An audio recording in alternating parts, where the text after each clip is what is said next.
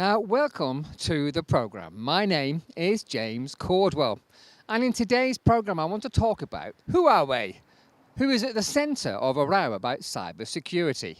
Now, first up, how do you pronounce HUAWEI in the first place?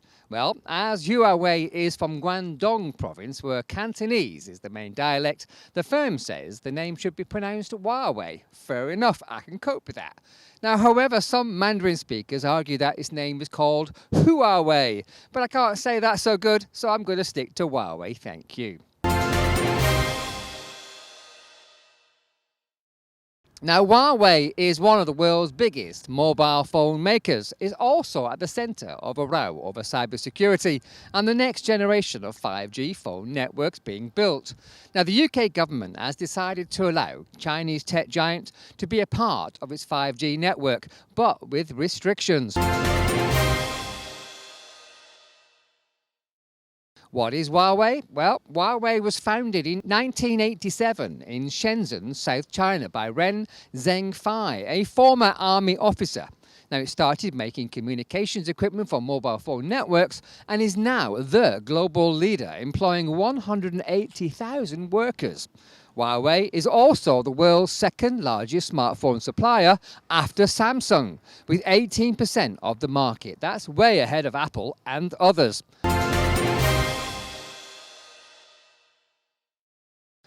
Now, which countries are concerned about Huawei? Well, at the heart of the debate is a simple question.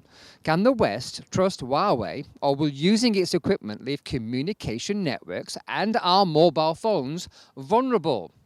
Well, the US says Huawei could be used by China for spying via its 5G equipment, and it points to Mr. Ren's military background and Huawei's role in comms networks to argue that it represents a security risk.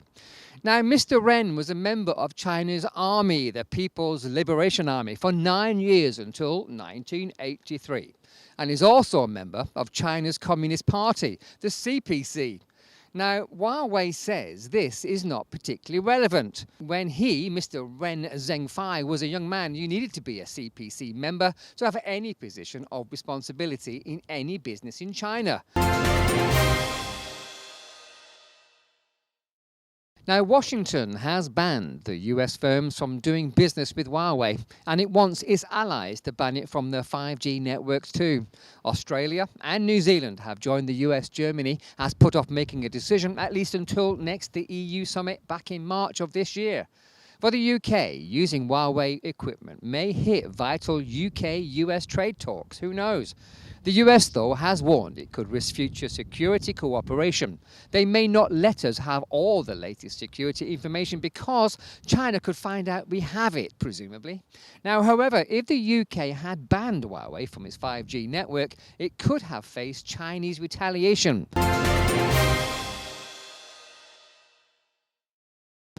So 5G, what actually are the issues? Many countries are preparing to move from 4G to more advanced 5G mobile networks. Download times are 10 times faster than today, with radically changed how we work, communicate and stream online videos.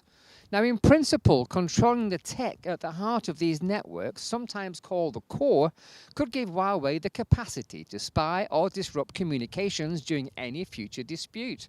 Now, this is important as more things from self-driving cars to fridges, yes, even fridges, baby monitors and doors and fire alarms become connected to the internet. The concern is that state-sponsored hackers could use these devices, which often have weaker security features, as backdoors into the strategically vital core network, via that core we talked about. Now, for instance, and in theory, this could make it possible to shut down a rival's power station via the front door bell of your home. Indeed, it could, via the core, to the power station's own network. Now, speaking as an ex-services manager and an ex-IT consultant, it is rather far-fetched unless the manufacturer has placed hardware backdoors or software backdoors into the core. What role will Huawei have in the UK? Well, the Chinese company will be banned from supplying equipment to sensitive parts of the network known as the core. In addition, it will only be allowed to account for 35% of the kit in the network's periphery. That's your front door or your fridge. And it will be excluded from areas near military bases completely and nuclear sites, their front doors and their fridges, presumably. Now, the core is essentially the phone network's heart and brain. It's where the voice and other data is routed to ensure it gets to where it needs to go. Now, this involves making sure users can only access the services they have paid for, sending a call to the right radio tower, delivering SMS messages, or keeping track of usage to calculate bills. But the core is distinct from the radio access network, or the RAN, or the periphery made up of the base stations and masts that you can see around your location, which link our mobile devices to the core. Now, some say that's what Huawei should be involved in because they make the best stuff and it's cheaper than anybody else's. But others worry that this boundary between the core and the periphery will disappear in future as more operations are carried out closer to the users. Already, your smartphone is much smarter than most people, and who knows what your smart kettle knows about you. Now, they say it will no longer be possible to keep Huawei out of a network's most sensitive areas. But is Huawei actually spying on us? The US argues that China's 2017 National Intelligence Law, which says organizations must support, cooperate with, and collaborate in national intelligence work, means that Beijing could force Huawei to do its bidding. Huawei says it's never been asked to spy and would categorically refuse to comply. It adds, "We would never compromise or harm any country, organization, or individual, especially when it comes to cybersecurity and user privacy protection." Now, it sounds good, but you must remember that China is not like good old Blighty. They don't care for your personal space or your privacy. How easy would it be for the CPC to influence or demand compliance? If someone in China objected to a request, could they vanish, and would we even know they did vanish? Is my phone spying on me? That's the big question. Your phone, or whoever makes it, is tracking you in various ways that you perhaps know about right now. But you have to agree, and in theory, you're in charge of what it learns about you. But really, do you know that security features have been changed, or even that they are there at all? Would most of us know how to say to Facebook not to share that photo or that letter, and would we know if someone actually got access to it anyway? Now, for instance, depending on what permissions you've granted your apps, it may track how often you visit certain websites or whether you use it to buy stuff. If you use a Huawei phone, it's very unlikely the firm's handling your data to the Chinese government, though it is feasibly possible, because the Chinese government want to know everything. In the same way, technically, data from a Google Pixel phone could be handed over to the US government. How would we know even if it was? I always remember the film Enemy of the State. The guy in the X-Spy movie, he knew that the government could track him via his phone, and he took extreme precautions. Not saying that we should, only that it's possible. And if we accept that it is possible, what could a Chinese government, unconcerned with niceties of personal data, do with your stuff?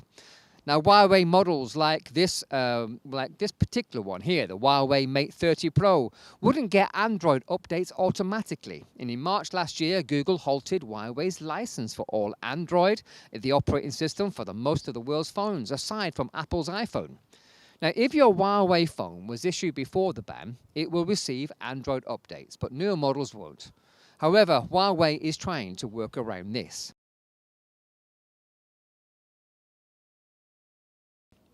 Are there any alternatives to Huawei for your 5G? Well, US buyers will almost certainly favor kit from US companies such as Cisco, Juniper Networks, or Qualcomm. Now, in Europe, 5G manufacturers include Sweden's Ericsson and Finland's Nokia. In the UK, though, going Huawei free would be a challenge. The country has been using Huawei equipment since 2005. And even if the UK had chosen to ditch Huawei, it could not just rip up the existing 4G infrastructure. It would cost a fortune, and it risks delaying 5G for years. Here in the UK, we remember what spies are for, and not to have the wool pulled over our face, we did something about it. Now, to monitor Huawei, the UK set up the Huawei Cyber Security Evaluation Centre, which comes under the National Cyber Security Centre, and it says it has never found evidence of malicious Chinese state activity, but that it has identified some serious defects in Huawei's software engineering and its own cybersecurity competence. Interesting. Now, the UK says risks will need to be managed and it will have several 5G suppliers to avoid depending on one firm.